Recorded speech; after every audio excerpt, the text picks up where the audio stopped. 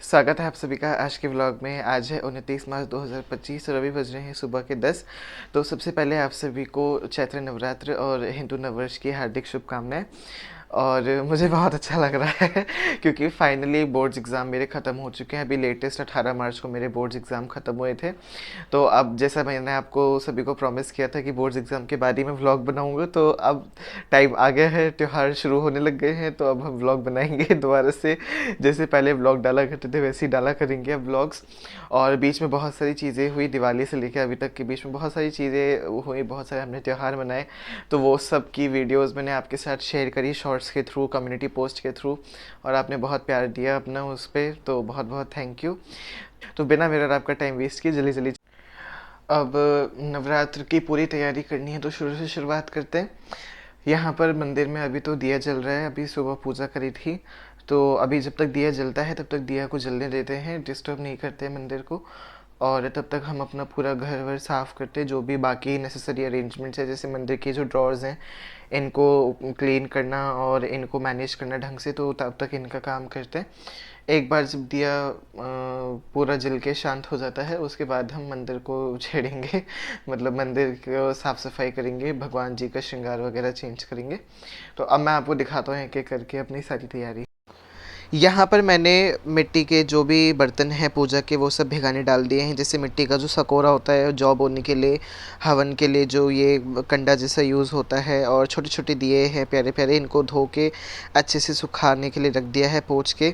अब बारी आती है मंदिर साफ़ करने की। तो मंदिर में अर्पण तो नहीं दिया इस बार, और अभी ऐसी साफ़ सफाई चल रही है क्योंकि बहुत सारे काम हैं छोटे छोटे, तो ऐपण बनाने में बहुत ज़्यादा टाइम लग जाता है, इसलिए इस बार ऐपण नहीं दिया। इस बार ऐसे ही हम मंदिर साफ़ कर रहे हैं, भगवान जी का सबका श्रृंगार चेंज कर दिया है। अब मंदिर साफ़ करके उनको भी दोबारा से विराजमान करते हैं।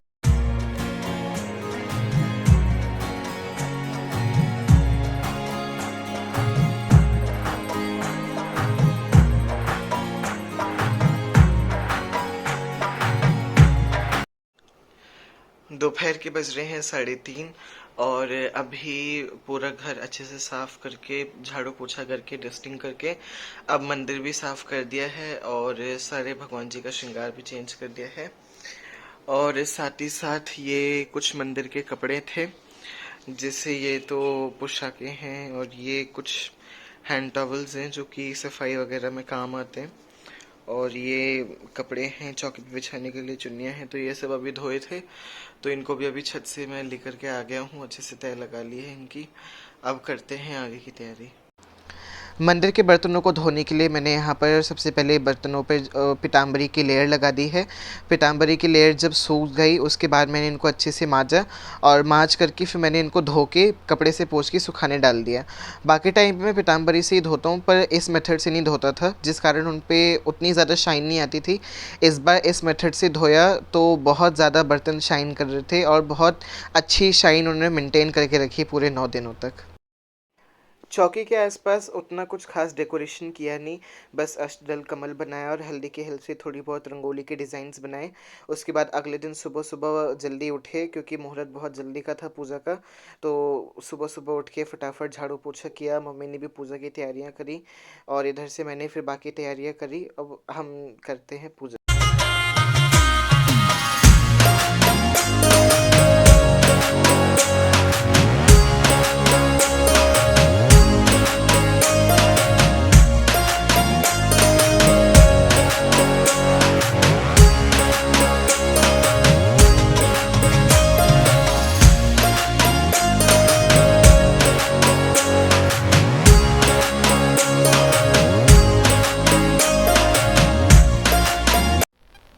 आज है 23 मार्च 2025, अभी बज रहे हैं सुबह के 9:15।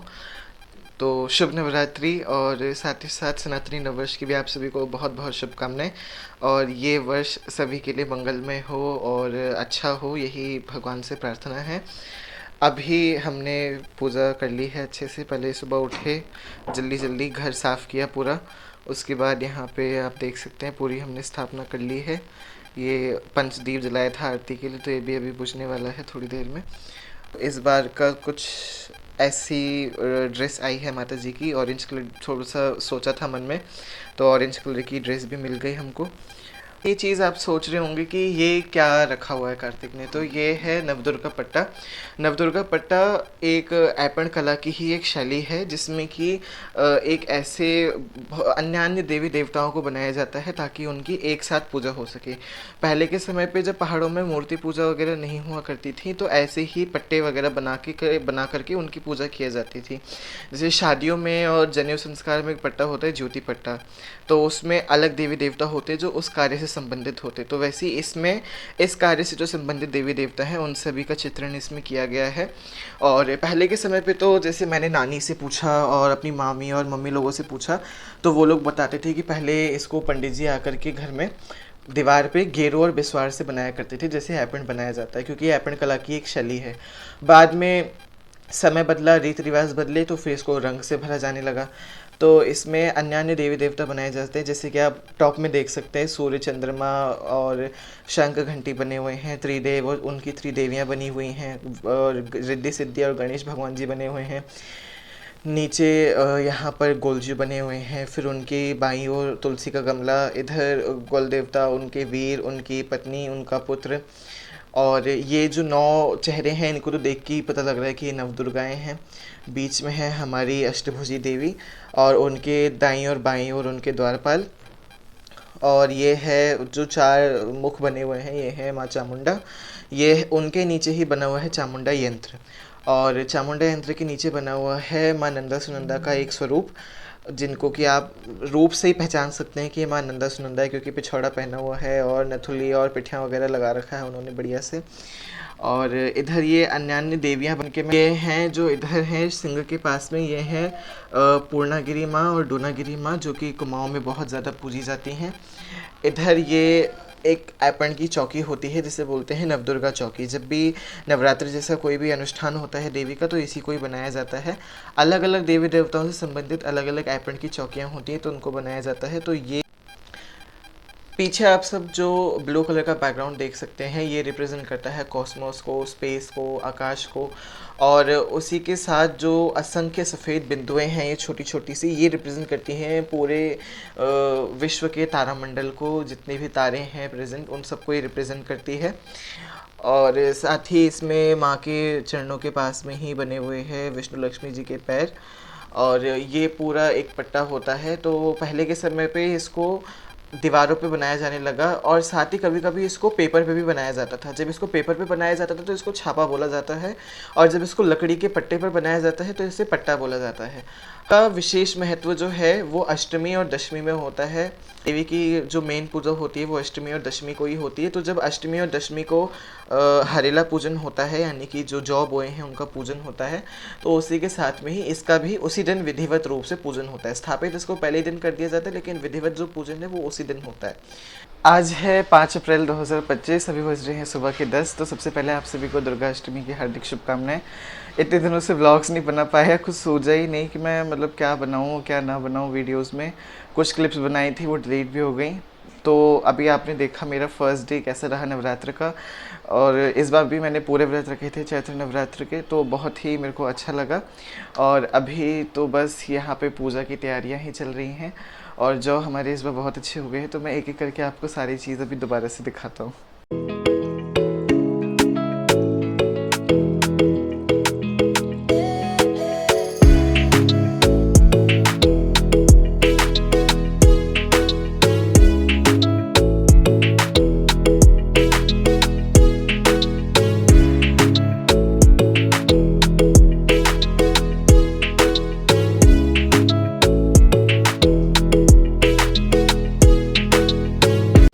जय श्री राम। आज है रामनवमी, तो सुबह सुबह जल्दी उठ के भोग तैयार करके अपने घर में देवी माँ की पूजा करके हम आ गए हैं अपने घर के पास वाले मंदिर में, जहाँ हमारे गुरुजी का आश्रम भी है।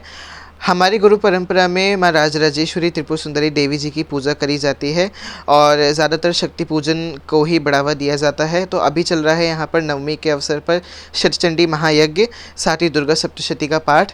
तो यहाँ पर नवमी पूजन बहुत ही भव्य और दिव्य तरीके से संपन्न किया जाता है। तो अभी शतचंडी महायज्ञ चल रहा है, उसके बाद नॉर्मल हवन होगा, पूर्णाहुति होगी, देवी जी की आरती होगी, कन्या पूजन होगा, ब्राह्मण पूजन होगा, बहुत सारी चीज़ें होंगी। तो जल्दी जल्दी मैं आपको यहाँ की चीज़ें भी दिखाता हूँ।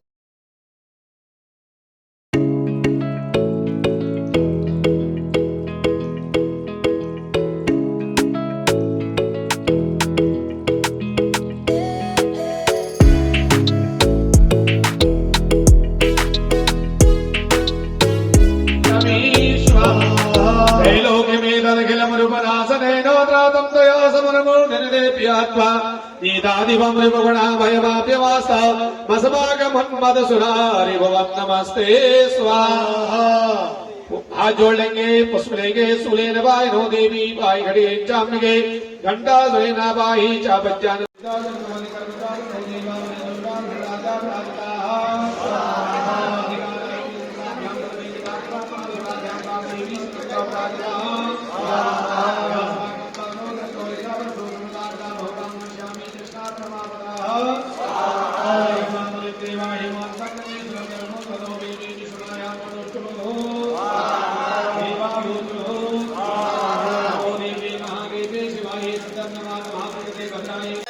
अम्बे गौरी कनक समान कलेवर रत्नांबर राजे मैया रत्नांबर राजे रक्त पुष्प गलमाला कंठन पर साजे ओम जय अम्बे गौरी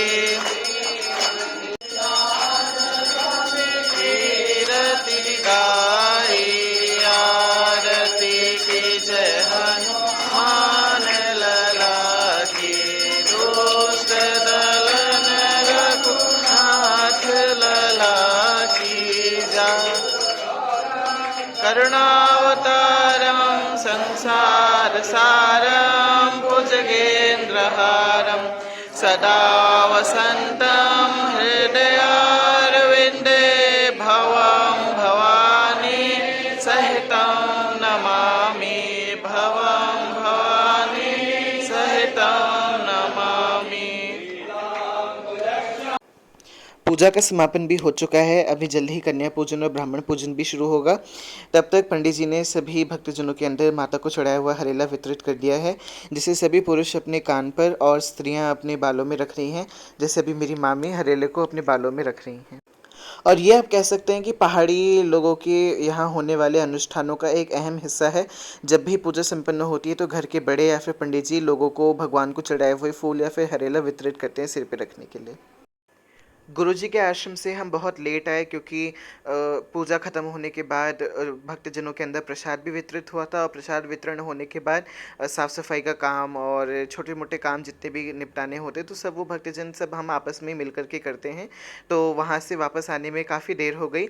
आज है नवमी की शाम। तो पहाड़ियों में हरेला सिर्फ सावन के महीने ही नहीं नवरात्र में भी मनाया जाता है। चैत्र और शारदीय नवरात्र दोनों में मनाया जाता है। बस दोनों में बीजों का फ़र्क आ जाता है। चैत्र और शारदीय नवरात्र में गेहूं और जौ को मिक्स करके बोया जाता है, वहीं सावन के हरेले में 7 या फिर 5 तरीके के बीजों को एक साथ मिक्स करके बोया जाता है।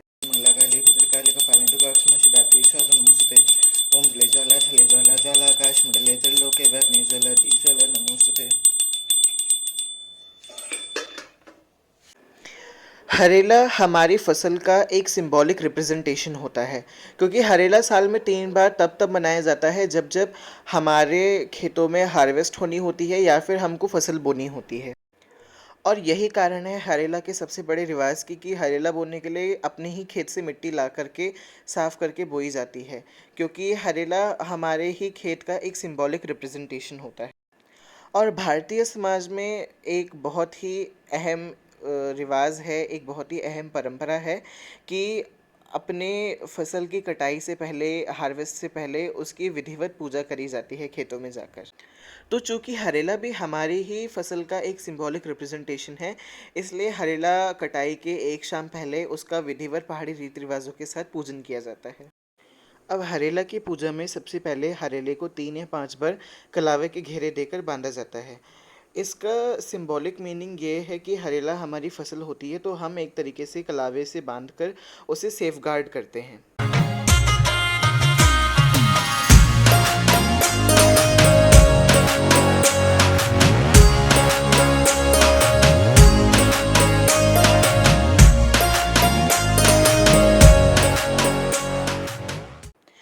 हरेले को बांधने के बाद आती है बारी हरेले की सरसों के तेल से मालिश करने की।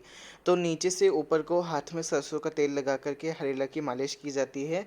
इसका जब मैंने गांव में लोगों से मतलब पूछा और इंटरनेट पे इंफॉर्मेशन कलेक्ट करने की कोशिश करी, तो मुझे एक कॉमन चीज़ मेरे को ये मैंने ऑब्ज़र्व करी कि इसमें कहा जाता है कि हम हरेला को एक तरीके से फॉस्टर कर रहे हैं, एक तरीके से हम उसके प्रति अपनी श्रद्धा भावना और अपना प्रेम दर्शा रहे हैं उसकी ऐसे सरसों के तेल से मालिश करके।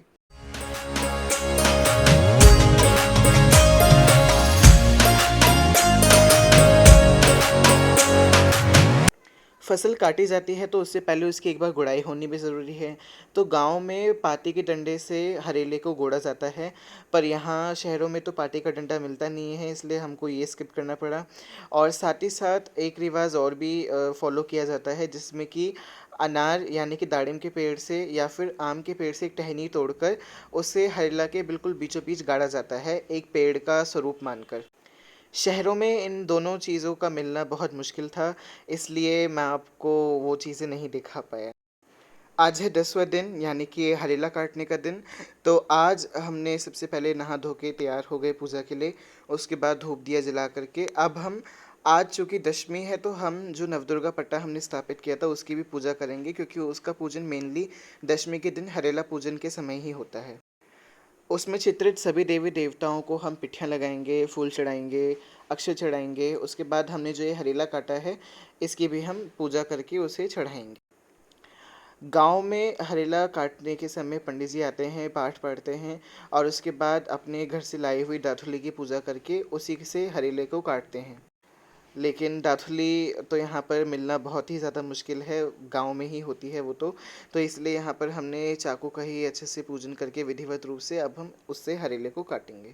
खोल दे माता खोल भवानी धर्म के वाड़ा, आहा खोल दे माता खोल भवानी धर्म के वाड़ा, आहा गोरी गंगा भागीरथी को के भलो रे वाड़ा, आहा गोरी गंगा भागीरथी को के भलो रे वाड़ा, आहा खोल दे माता खोल भवानी धर्म के वाड़ा।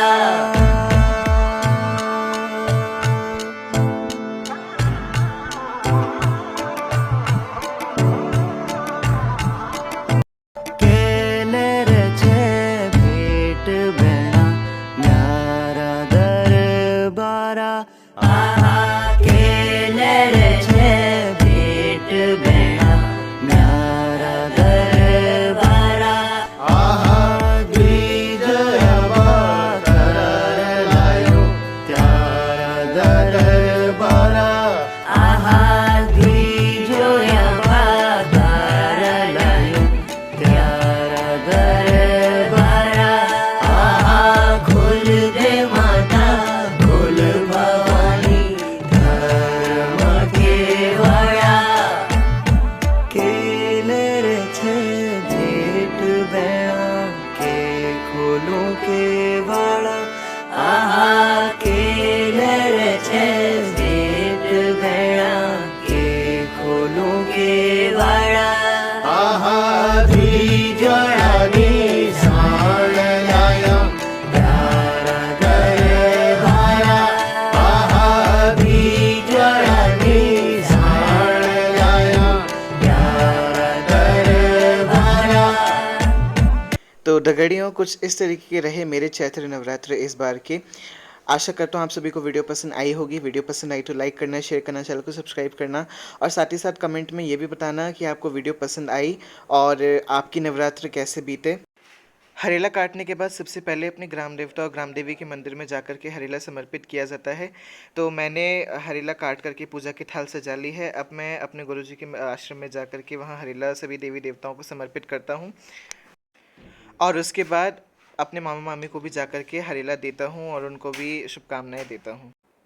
तो मैं कार्तिक करगीती मिलता हूँ आपसे एक अगली नई वीडियो में। तब तक के लिए जय Devbhoomi Uttarakhand. Thanks for watching. जय माता की।